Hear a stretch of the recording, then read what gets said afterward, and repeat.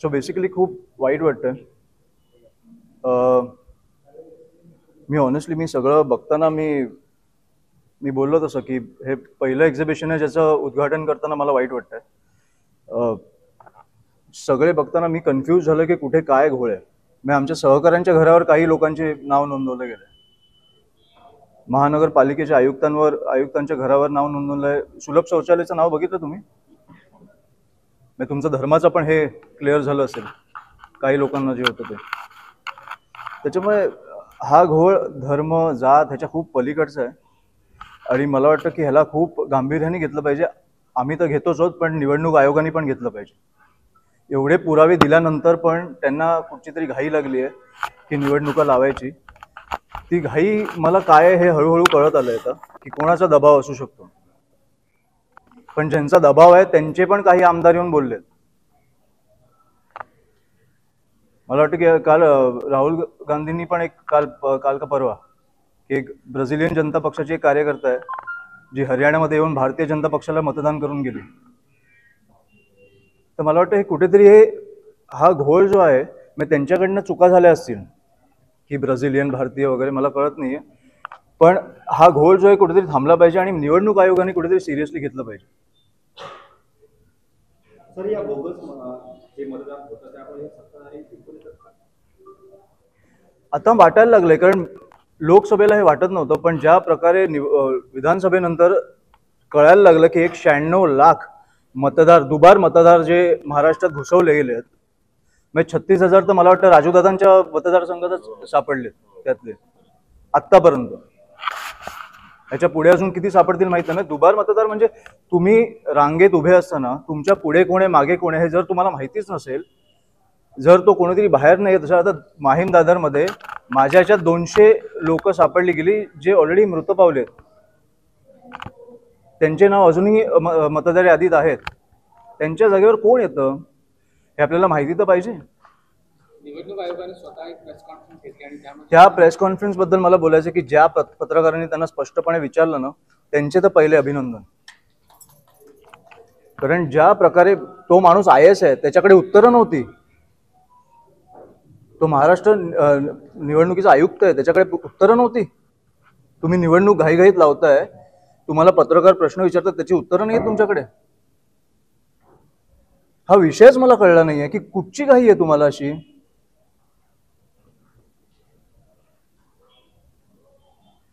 निवडणूक आयोगाच्या त्या आयुक्तांनी असंही सांगितलं की जे बोगस मतदार आहेत त्यांच्या नावासमोर डबल स्टार चिन्हांकित केले जाईल. या त्यांच्या वक्तव्याकडे कसं पाहताय? मी त्या दिवशी त्यांची प्रेस कॉन्फरन्स पण बघितली आणि मी जे विरोधी पक्षांबरोबर मी राजसाहेबांबरोबर जे त्यांना भेटायला गेलेलो ती बैठक पण मी बघितली. त्याच्यात पण ते एकमेकांवर ढकलत होते आणि या प्रेस कॉन्फरन्समध्ये पण त्यांच्याकडे उत्तर नव्हती, ते एकमेकांवर ढकलत होते. त्याच्यामुळे ते काय बोलतात ना ह्याला मी आता महत्वच देत नाही. दुबार मतदार मतदान करू शकणार नाहीत ह्याची काळजी आम्ही आता घेतो. राज्य निवडणूक आयोगाने स्वतः डायरेक्ट केंद्रीय निवडणूक आयोगावर जबाबदारी घेतली. केंद्रीय निवडणूक आयोग पण होते त्या दिवशी, म्हणून तर ती दुसरी बैठक झाली. दोघेही होते ना, राज्याचे पण होते केंद्राचे पण होते, दोघेही एकमेकांवर ढकलत होते त्या दिवशी. म्हणून मी आदित्यजींना विचारलं, माझ्या बाजूला बसलेले, की हे काल पण हेच झालं का? तर ते बोलले की हेच झालं. म्हणून तर केंद्रातल्या माणसाला बोलवून घेतलं. ते दोघेही एकमेकांवर ढकलत होते आणि आता तुम्हाला वस्तुपरिस्थिती समोर आली आहे तुमच्या ही एवढी कुठची घाई. तुम्हाला कळतंय घोळ आहे मतदार यादींमध्ये, तर थांबा ना. हे आपल्या निवडणुका किती पुढे गेल्या आहेत.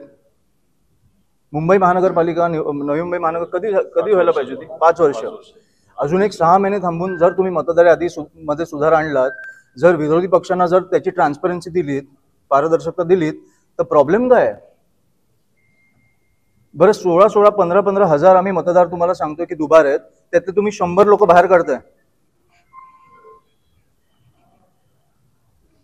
त्यामुळे हे खूप क्लिअर घोळ झालाय. त्यांना पण कळलंय, आम्हाला पण कळलंय आणि कोण करतंय ते पण आम्हाला कळलंय. त्याच्यामुळे दुबार मतदार होऊन देणार नाही ही आमची एकच भावना आहे. मला वाटतं हा विषय जास्त महत्वाचा आहे. हा आपल्या लोकशाहीचा विषय आहे. त्याच्यामुळे हा क्लिअर झाल्यावर पुढचे विषय घेऊ आपण. कारण हे जर जेव्हा तुमचे स्कॅम किंवा काही होतं किंवा कोण कुठचा नेता चुकतो मतदारांना अधिकार असतो त्यांना घरी बसवायचा. तो अधिकारच तुम्ही जर हिसकावून घेतलात तर पुढे आपण कुठच्या स्कॅम हे तुम्ही लोकशाहीनंतर हुकुमशाहीमध्ये गेलात तर तुम्ही मला फक्त प्रश्न विचारत बसाल असा असा स्कॅम झाला, याच्यावर पुढे बोलायचं काय? ह्याचा फायदा कोणालाही होत असेल, ह्याचा फायदा हे दुबार मतदार घुसवलेत म्हणजे मतदार घुसवलेत, ते कोणाला मतदान करतात आपल्याला माहित नाही, पण जे घुसवतात मला वाटतं की त्यांनाच करत असतील. त्याच्यामुळे त्यांना करत असतील, आम्हाला करत असतील, कोणालाही करत असतील, दुबार मतदारांना थांबवलंच पाहिजे. 2-2 ठिकाणी मतदान करतायत, 5-5 ठिकाणी मतदान करतायत, कुठून वेगळ्या राज्यात येऊन मतदान करतायत, म्हणजे काय फायदा कोणाला कोणाला तरी होतोय ना. आणि तो फायदा कशाला झाला पाहिजे? इकडचे ओरिजिनल मतदार काय मेलेत का? मग आपण तुम्ही आम्ही काय करायचं? तुम्ही पत्रकार आहात, मी राजकारणी आहे, पण त्याच्या आधी आपण मतदार आहोत ना. आपल्याला हक्क आहे की ह्या राज्यात ह्या देशात काय झालं पाहिजे याच्यासाठी मतदान करायचा. बाकीचे येऊन कोण ठरवणार?